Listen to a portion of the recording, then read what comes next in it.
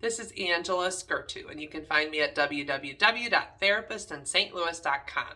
Today I want to talk to you about resentful chores. So there is a way that people do things for each other in a very resentful way. And I want to tell you right now, this is not good for your relationship. An example of a resentful chore looks like this. You're at the you see the dishes, you see they're dirty, and you look at them and you're like, motherfucker. I gotta be careful because it's YouTube. They might ban this video. If you say mother bleep, and you get very angry about the fact that the dishes are there, and then you go in, and you aggressively do those dishes. So that's a resentful chore.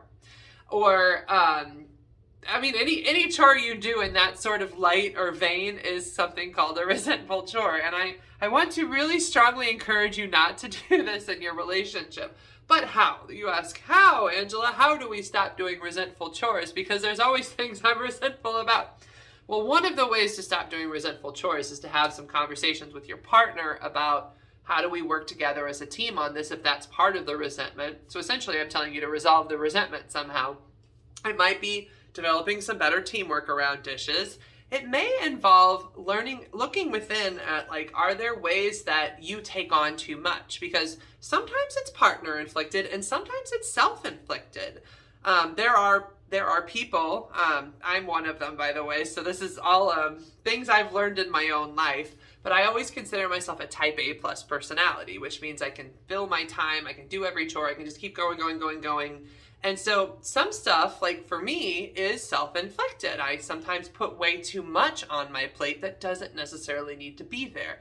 So for example, I have a child, she's 7, and as a type A plus, I want to always have an event. I have a thing that we're going to do. We can do this, we're going to do this. And I'm very big on events and having a plan for the night, and sometimes plans that are very big, especially for a 7-year-old who may be getting home from school and just needs a break. Just an example, right?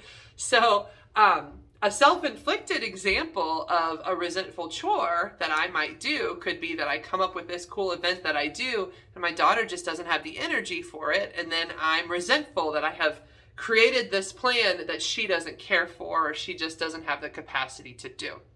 So then I would be resentfully doing this thing like, I did this for you and you just don't care, and that would be a resentful chore or a resentful, that's just resentfulness in general, right?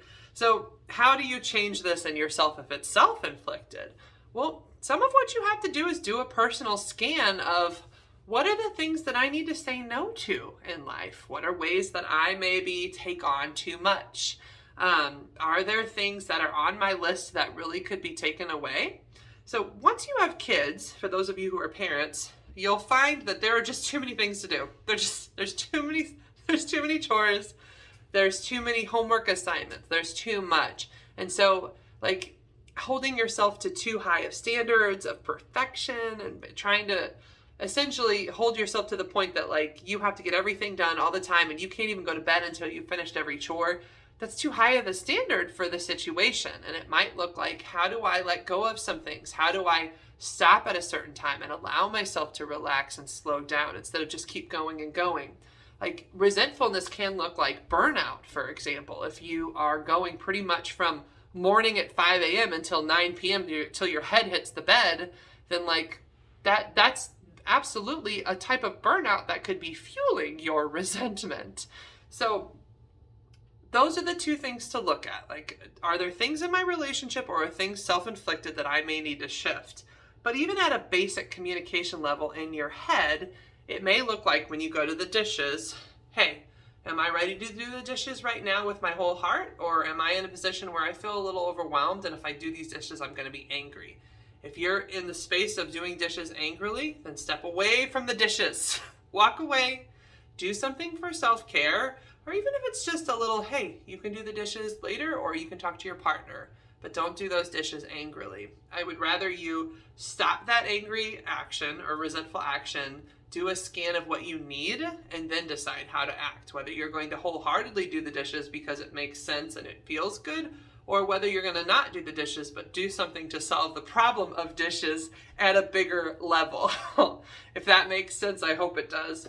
You can find me at www.therapistinstlouis.com. My name is Angela Skurtu, and please do like and subscribe, and don't do any more angry dishes.